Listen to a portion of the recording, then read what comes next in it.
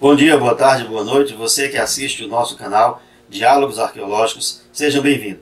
Dando continuidade à nossa série Mito e Verdade na História da Arqueologia. Tá? Não esqueça, dê o seu like, compartilhe o nosso canal, faça seu comentário, como eu sempre digo. Se você é professor, utilize as nossas séries de vídeos para melhorar, para ampliar o conhecimento na sua aula. Mas se você tem apenas curiosidade em relação à arqueologia, aproveite e assista as nossas séries dos dois canais, mas principalmente desse canal Diálogos Arqueológicos e a série Mitos e Verdades na História da Arqueologia. Hoje nós vamos falar sobre um assunto que é bastante conhecido, publicado em revistas, manuais, almanaques, comentados na literatura, falados no cinema, que é a ideia de um continente perdido, a qual teria sido engolido pelo oceano, conhecido inclusive, recebe o nome em referência a isso, que é o antigo continente chamado perdido da Atlântida. Tá? Interessante, como a gente tem comentado aqui nessa nossa série Mitos e Verdades na Arqueologia, não se trata simplesmente de dizer que se a arqueologia não tem informação, já é algo que está apenas na esfera do mito. Mas também entender que as construções mitológicas enquanto cosmogonia, enquanto cosmologia do conhecimento antropológico, ou seja, do conhecimento humano, nas diversas culturas, eles também são assunto importante para a ciência. A dimensão do imaginário ajuda a entender um pouco a história do próprio conhecimento. E já pensando nisso, por que a Atlântida? Na verdade, o chamado continente, ou a ilha de Atlântida, ela é citada inicialmente por Platão. Platão, que viveu entre 428 a 347, antes da era cristã, ou seja, no final do século V e o século IV antes da era cristã, esse filósofo ele escreveu alguns diálogos. E dois dos seus diálogos, chamado de Timeu e o outro chamado de Crítias, Timeu e Crítias são dois diálogos nas quais os personagens viajam para lugares fora de Atenas e têm contato com pessoas que viveram na Ásia, que contavam as histórias dos seus avós. Nessas histórias, os personagens de Platão se referem a uma determinada civilização, a uma determinada sociedade, na qual essa sociedade extremamente desenvolvida havia sido privilegiada pelos deuses, protegidas por Poseidon. Inclusive, o desaparecimento da própria Atlântida foi uma punição de Poseidon, por isso que a ilha foi engolida pelo mar, e uma vez que ela foi engolida, desapareceu, e essa sociedade avançada, bastante desenvolvida, diferentemente de outros grupos humanos que viveriam na época,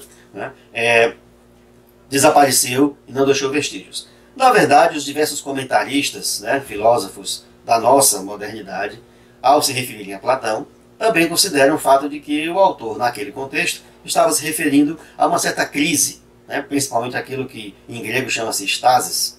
Então, a crise vivida por Atenas, em decorrência tanto da guerra contra Esparta, a guerra do Peloponeso, mas a guerra anterior também, na qual Atenas também participou, que foi contra o inimigo comum da Hélade, nesse caso, o Império Persa, na figura de Xerxes, na qual, também conhecido de vários, a partir do cinema, tinha a pretensão de dominar toda aquela região mediterrânea, e toda a janela mediterrânea era, na verdade, a intenção de Xerxes para conquistar para dentro do Império Persa. Então, desgastada, politicamente em decadência, economicamente também numa estasis, numa crise, a Atenas de Platão vivia exatamente esse momento.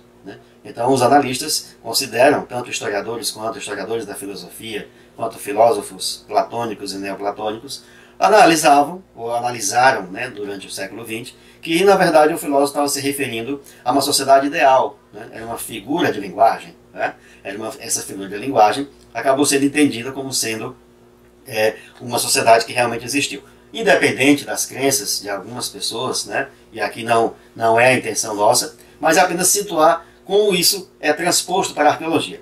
Interessante.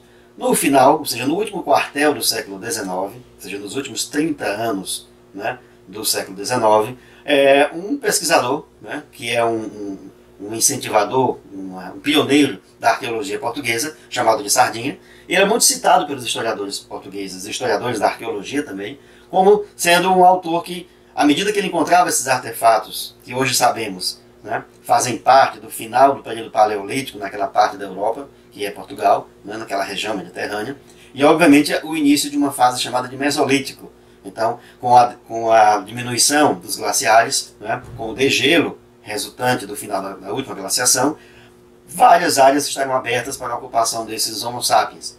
Esses Homo sapiens na Península Ibérica vão ocupar. Né? Claro que no último quartel do século XIX, Sardinha não tinha ideia disso. Então ele vai dizer que esses artefatos que ele encontrava lá em Portugal denotavam o fato de que os portugueses ancestrais seriam descendentes, né, desses povos que viveram na Atlântida. Já que no texto original se refere às colunas de Hércules, e geograficamente elas são situadas na região de Gibraltar. Né? Então essa conexão entre o mar Mediterrâneo e o Oceano Atlântico, o Estreito de Gibraltar, né? As formações rochosas de lá seriam as tais colunas de Hércules.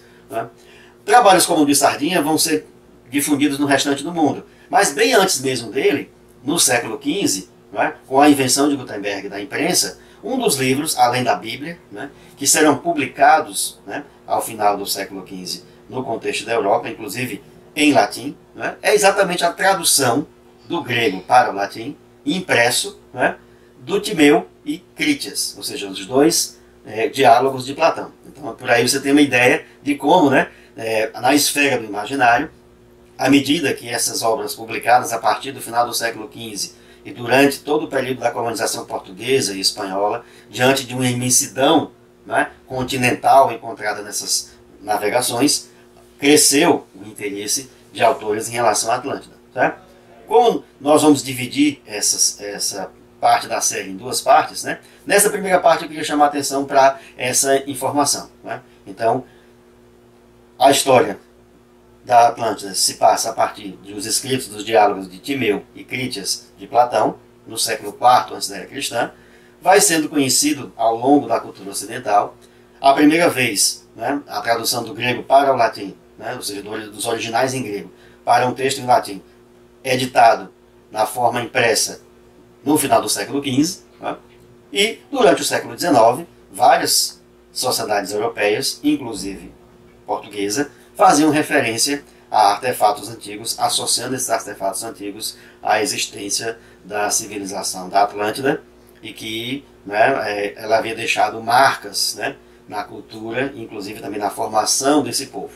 No Brasil, né, nós vamos explorar isso no próximo vídeo um pouco mais, ela chega através também de intelectuais do Instituto Histórico e Geográfico Brasileiro, que diante de informações pré-históricas no Brasil, obviamente não vão relacioná-las à ancestralidade indígena, e sim vão dizer que elas são marcas de civilizações antigas. Como já falamos aqui, né, não somente as pinturas rupestres e gravuras foram identificadas por alguns eruditos, né, do século XIX no Brasil, como sendo marcas de civilizações como, por exemplo, os fenícios, os cartagineses, né, ou marcas de tesouros dos jesuítas que haviam escondido esses tesouros e deixado as pinturas codificadas, ou também alguns que disseram que eram tesouros dos holandeses. Né.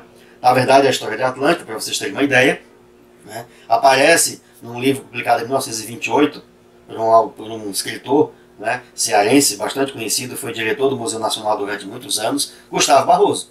Entre os vários livros da literatura brasileira publicados pelo Gustavo Barroso está um livro, né, que hoje há um volume, né, no setor de obras raras da Academia Cearense de Letras, chamado Aquém da Atlântida. São 8 capítulos em que o autor, lá nos anos 20, justificava que essas informações que hoje a gente chama arqueológicas, sobre a pré-história aqui no Nordeste e especificamente no Ceará, eram marcas indiscutíveis, né, da existência do continente da Atlântida e, é claro, também do avanço que esses povos haviam conseguido na antiguidade, muito antes da existência dos gregos, muito antes da existência de Atenas, de Esparta ou de qualquer outra chamada civilização. Tá?